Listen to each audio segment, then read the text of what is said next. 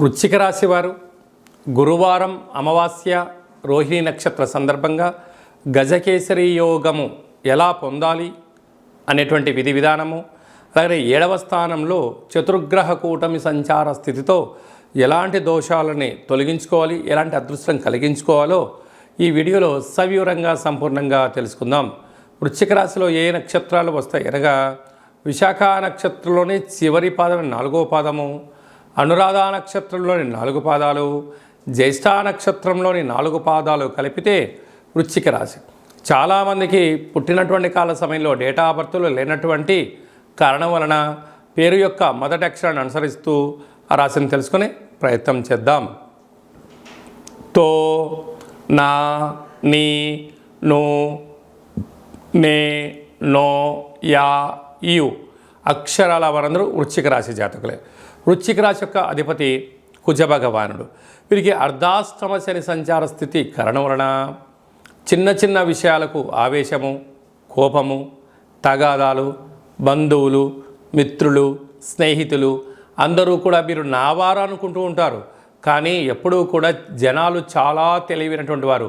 మీ భార్య అయినా, పిల్లలైనా, అత్తమామలైనా, సహ ఉద్యోగస్తులు తోటివారైనా మీతో అవసరం ఉన్నంత వరకు మాత్రమే వారు మీకు విలువనిస్తారు.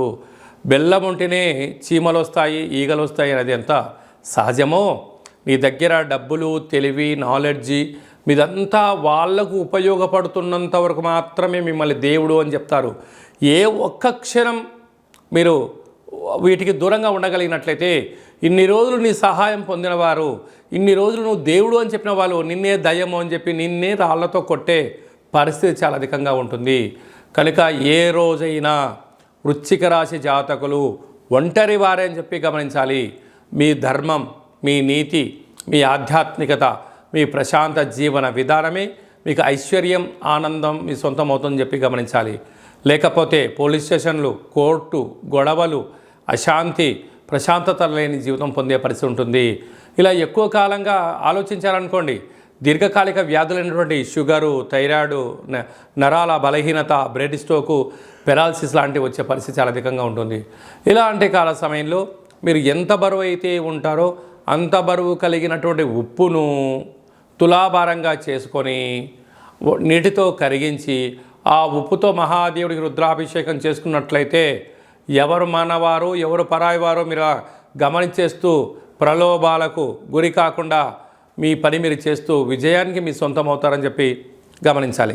సంతాన స్థానంలో రాహు సంచార స్థితి ఉండడం వల్ల మీ పిల్లలు, మీ ఎదుగుదల, మీ యొక్క కుటుంబం గురించి అనేక మంది చర్చించబోతున్నారు.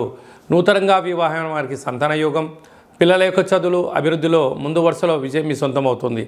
6వ స్థానంలో కుజుడు సంచారం చేయడం వల్ల భూములు, గృహాలు, బంగారు ఆభరణాలు, క్రయ విక్రయాలు యోగదాయకం అని చెప్పి గమనించాలి. 7వ స్థానంలో రవి బుధులు కలిసి ఉండడం వలన ప్రభుత్వ ఉద్యోగం మీ సొంతం కాబోతుంది. ప్రయత్నం చేసేవారికి మంచి కాలము. ప్రభుత్వ ఉద్యోగం చేస్తూనే ఉండబడిన వారికి ధర్మబద్ధంగా ఉండడం వల్ల ప్రమోషన్స్ వీరి సొంతం కాబోతుంది. అక్కడే గురువు, అక్కడే శుక్రుడు సంచారం చేయడం వలన కొన్నిట్లో స్వల్పమైనటువంటి ఇబ్బంది అనిపించడను మౌనంగా ఉండండి, యోగదాయకమైన రోజులు మీవే అని చెప్పి గమనించవచ్చు.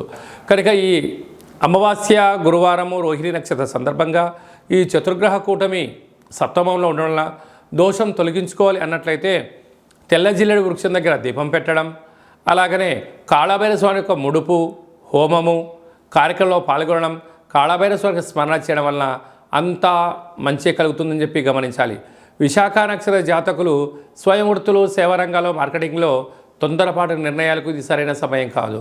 అనురాధ నక్షత్ర జాతకులకు సహనం, పట్టుదల, ఓర్పు, ధర్మమే మీ యొక్క విజయం కలిగించాలి. జ్యేష్ఠ నక్షత్ర జాతకులకు మీ యొక్క ఆలోచన, హార్డ్ వర్క్, విదేశాల్లో పెట్టుబడులు ఆకర్షించడంలో విజయం మీ సొంతం కాబోతుందని చెప్పి గమనించాలి.